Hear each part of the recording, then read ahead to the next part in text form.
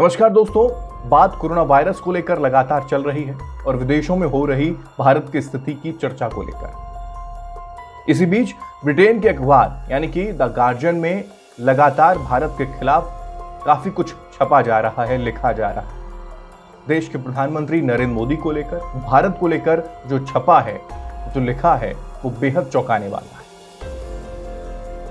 क्या कुछ लिखा है वो हम आपको बताएंगे, लेकिन उससे पहले जरा आप नजर डालें इस ग्राफ पर। इसमें एक लाइन आपको दिखाई दे रही है सरकार के सिपाहियों के बयानों को लेकर, और दूसरी लाइन है हिंदुस्तान के अंदर बढ़ते चले जा रहे कोरोना के मामलों को। सबसे पहले जिक्र देश के प्रधानमंत्री नरेंद्र मोदी का हम करते हैं। 28 जनवरी 2021 पीएम मोदी बयान देते हैं कि India has save the world from disaster. कहते हैं कि भारत ने दुनिया को बड़ी आपदा से बचाया।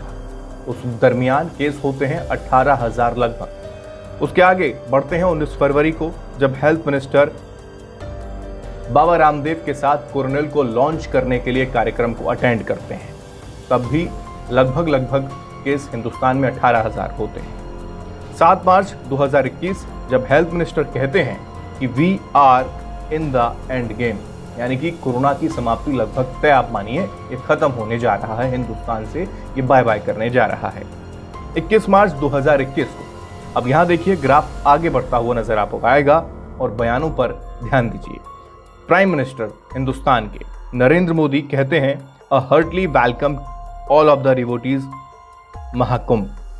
महाकुंभ में सभी साधु संतों के आने को लेकर वो वेलकम करते हैं, उनका स्वागत कर रहे हैं। ऐसा बयान उन्होंने 21 मार्च 2021 को दिया, जब लगभग केस 54,000 थे। जिसके बाद 30 मार्च का अगर जिक्र करें तो 30 मार्च में हेल्थ मिनिस्टर कहते हैं, हर्षवर्धन कहते हैं the situation is under control. और इस सिचुएशन को अंडर कंट्रोल का मतलब समझ में नहीं आया, क्योंकि उस दरमियान 1 लाख से ऊपर कोरोना के केसेस चले गए थे। तब ये बयान दिया जाता है। इस ग्राफ के जरिए आप देखिए कि 4 अप्रैल को क्या कहते हैं असम के स्वास्थ्य मंत्री। वो कहते हैं कि there is no covid in Assam, no need to wear a face mask. वो कह रहे हैं कि फेस मास्क लगाने की जरूरत नहीं है आसाम के लोगों को। और उस दरमियान केस दोस्तों हो जाते हैं 1,60,000।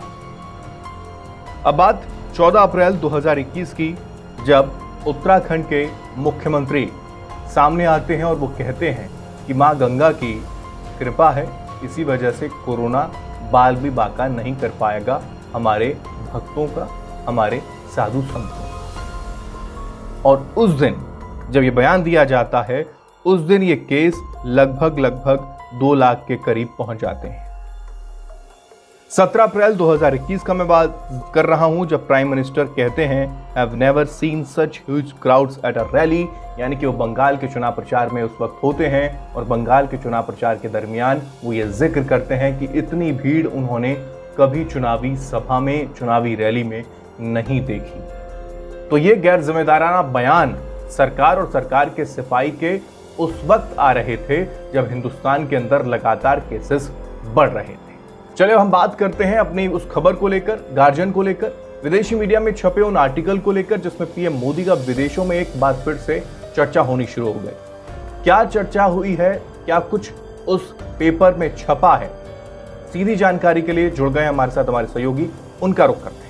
जी बिल्कुल हेमंत, जब बात अंतर्राष्ट्रीय मीडिया की होती है तो जाहिर सी बात है, जब भारत का कद उठ रहा होता है तो अंतर्राष्ट्रीय मीडिया में इसको सबसे ज़्यादा दिक्कत होती है। चाहे बीबीसी हो या उसके अलावा कई दूसरे मीडिया संस्थान हो, वो लगातार भारत की आलोचना तो करते ही हैं। लेकिन ये जो कोरोना वायरस का मामला हुआ, उसने उन्हें अच्छा खासा एक मौका दे दिया है मोदी सरकार के खिलाफ हमला बोलने का, तमाम उन बातों को आलोचना करने का जो वो लगातार करने की कोशिश तो करते रहते हैं, लेकिन पिछले कई सालों से उन्हें मौका नहीं मिला। अंतर्राष्ट्रीय मंच पर जिस तरीके से भारत की छवि बन रही थी या जिस तरीके से गढ़ी जा रही थी, उन सब चीज़ों को मिलाकर अगर देखें तो द गार्जियन के लिए अब ये गोल्डन अपॉर्चुनिटी आई। और यही वजह है कि मोदी सरकार पर कोरोना वायरस को लेकर बहुत ही तीखा हमला जो है द गार्जियन ने बोला है। द गार्जियन ने अपने लेख में भारत के जो कोरोना वायरस के हालात हैं उसे जीता जागता नरक तक कह दिया। उसके अलावा जो है प्रधानमंत्री मोदी को कहा कि उनका जो ओवर कॉन्फिडेंस था उसकी वजह से ये हालात पैदा हुए। वक्त से पहले ही प्रधानमंत्री मोदी ने भारत को पूरी दुनिया का एक वर्ल्ड फार्मेसी करार दे दिया था। साथ ही ये भी कहा कि जिस तरीके से वैक्सीन को लेकर उन्होंने देश की 1% आबादी को भी वैक्सीन नहीं दी थी और उसके बाद उनका जो कॉन्फिडेंस था, उन्होंने वक्त से पहले ये डिक्लेयर कर दिया कि कोरोना वायरस जो है वो चला गया है और अब इस तरह की कोई सिचुएशन नहीं। तो ये जो मिस जजमेंट हुआ, इसे लेकर द गार्जियन ने काफ़ी कुछ लिखा है। इसके अलावा हेमंत जो है सीधे कुंभ मेला को टारगेट किया है और इन्हीं सब चीज़ों को मिलाकर उसने मोदी को डायरेक्ट टारगेट करते हुए लिखा कि जो ओवर कॉन्फिडेंस रहा उसकी वजह से ही देश में क्रिकेट मैच जो खेला गया इसी काल में, जब स्टेडियम जो है खचाखच भरे नजर आए। उसके अलावा कुंभ मेला को भी लिखा, साथ ही ये भी बताया कि किस तरीके से प्रधानमंत्री मोदी जो है बिना मास्क के रैलियों में नजर आए। अपने इस लेख में इस बात का भी जिक्र द गार्जियन ने किया है कि एक तरह की जो छवि बनाई गई कि जो भारतीयों का इम्यून सिस्टम है वो कोरोना वायरस के खिलाफ ज़्यादा अच्छा है और इसीलिए इस तरह के आंकड़े जो हैं अब देखने को मिल रहे हैं, जिन्हें हैंडल करने के लिए, जिनका जो मेडिकल सप्लाई है उसे देने के लिए भारत जो है वो तैयार नहीं है। तो इस तरीके से एक एक कर सिलसिलेवार तरीके से टारगेट किया है। मनमोहन सिंह के बयान का भी जिक्र किया है अपने इस आर्टिकल में। ये भी लिखा है कि किस तरीके से फॉर्मर प्राइम मिनिस्टर थे, उन्होंने प्रधानमंत्री मोदी को इस चीज़ को लेकर पहले ही अवेयर किया था कि इन हालातों से पहले आपको कोई बड़े कदम उठाने होंगे, जो कि अब खुद भी कोरोना वायरस से संक्रमित हो चुके हैं। अपने इस आर्टिकल में उन्होंने जो है एरोगेंट कहा है, इनकॉम्पिटेंट कहा है, यानी मोदी सरकार को घमंडी और नकारा गवर्नमेंट के तौर पर ये संबोधित करते हैं और ये दावा किया है कि भविष्य में जब इतिहास लिखा जाएगा, यानी जो भविष्य के इतिहासकार होंगे उनके लिए मोदी को जज करना है, मोदी को अपने आप को उस जगह पे अपने अगर इसी रवैये से वो काम करते रहे तो काफ़ी मुश्किल होगा सही साबित करना।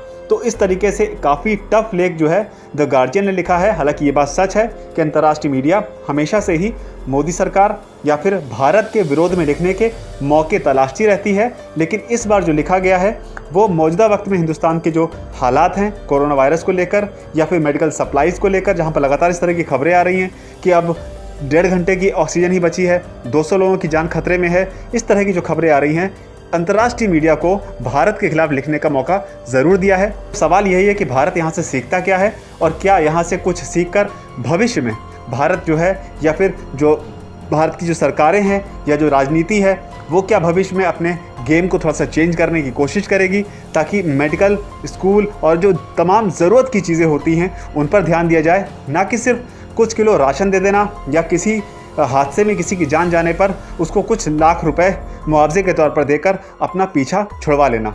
तो दोस्तों, हमारा मकसद देश के पीएम की बुराई को दिखाना नहीं है, उनकी आलोचना करना नहीं है, बल्कि हमारा मकसद है कि देश के सामने सच्चाई को छुपाया ना जा सके, क्योंकि भोली भाली जनता का ये हक है कि उसे मालूम हो कि उसका प्रधान सेवक कितना लोकप्रिय है। और विदेशों में सुर्खियां बटोरने वाले देश के प्रधानमंत्री इस वक्त विदेशी मीडिया के निशाने पर अगर हैं तो क्यों हैं, ये भी मालूम होना चाहिए।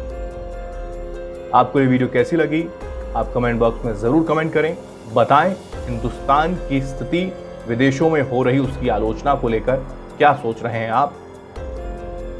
नमस्कार।